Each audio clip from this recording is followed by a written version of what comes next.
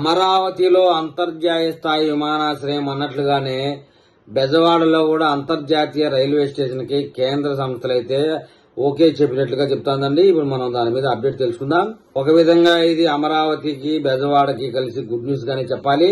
దేశవ్యాప్తంగా కేంద్ర ప్రభుత్వం అయితే దేశవ్యాప్తంగా రద్దీగా ఉన్నటువంటి రైల్వే స్టేషన్లు అయితే గుర్తించి అంతర్జాతీయ స్థాయిలో అభివృద్ధి చేయాలని నిర్ణయించుకుంది.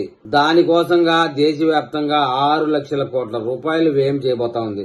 ఇప్పటికే కొన్ని రైల్వే స్టేషన్లలో టెండర్లు పిలిచి 2 లక్షల కోట్ల రూపాయలతో పనులు కూడా మొదలు పెడతా ఉంది. ఇందులో సికింద్రాబాద్ లో రైల్వే స్టేషన్ లో కూడా పాత స్టేషన్ మొత్తాన్ని కూల్చివేసి అంతర్జాతీయ విమానాశ్రయ స్థాయికి ఏమాత్రం తగ్గకుండా సికింద్రాబాద్ రైల్వే స్టేషన్ అభివృద్ధి జరగబోతోంది. తాజాగా విజయవాడ రైల్వే స్టేషన్ కూడా 850 కోట్ల రూపాయల బడ్జెట్ తో నీతి ఆయోగ్ ఆమోదం అయితే తెలిపింది. అంటే హైదరాబాద్ లో సికింద్రాబాద్ రైల్వే స్టేషన్ తో పాటుగా బెజవాడలో రైల్వే స్టేషన్ కూడా అంతర్జాతీయ స్థాయికి ఏమాత్రం తగ్గకుండా అభివృద్ధి చేయబోతా ఉన్నారు. ఒకే ఒక సంవత్సర వ్యవధి కాలంలోనే విజయవాడ రైల్వే స్టేషన్ కు సంబంధించినటువంటి డిజైన్స్ అనండి, గ్రాఫిక్స్ అనండి, ఏమాత్రం డిజైన్ అయినా గ్రాఫిక్స్ అయినప్పటికీ అంతర్జాతీయ స్థాయికి ఏమాత్రం తగ్గకుండా ప్రయాణికులకి సదుపాయాలకు ఏమాత్రం లోటు లేకుండా డిజైన్ అయితే చేయబోతా ఉన్నారు. దీనికోసంగా ఈ నిర్మాణాల కోసంగా 850 కోట్ల రూపాయలు అయితే బడ్జెట్ కేటాయిస్తున్నారని కేంద్రం అయితే తెలిపింది.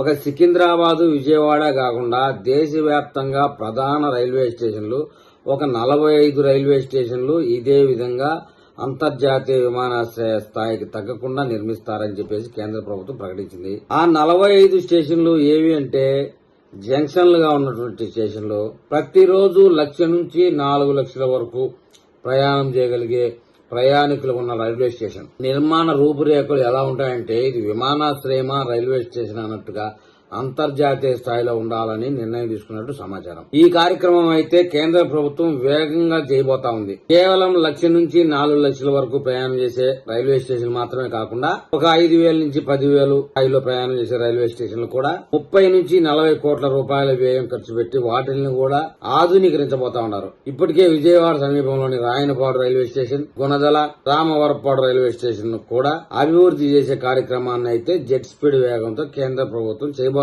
ఉంది. ఇప్పటికే గుణదల, రాయనపాడు రైల్వే స్టేషన్ 95% నిర్మాణం పూర్తయిందని చెప్పవచ్చు.